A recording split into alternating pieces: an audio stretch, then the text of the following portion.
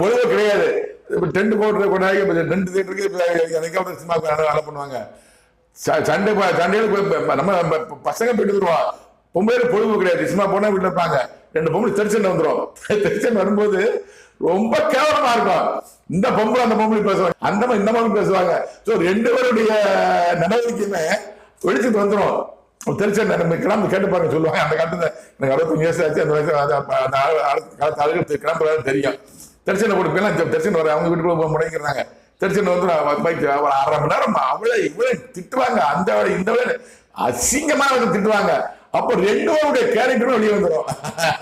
அதான் ஞாபகம் வருது. இப்போ ஏடிஎம்கே டிஎம்கே திட்டுறாங்க, டிஎம்கே எடிஎம்கே திட்டுறாங்க. 2 பேருடைய குட்டு 2 பேருடைய செய்த காரியம் வெளிப்படுகிறது. நீ அதை செய்த, நீங்க இதை செஞ்ச, நீங்க இப்படி செஞ்ச அப்படின்னு 2 பேருமே அவங்க செய்யற வெளிப்படுத்திக் கொண்டிருக்கார்கள். அதான் 2 பேருமே நல்லவங்க கிடையாது.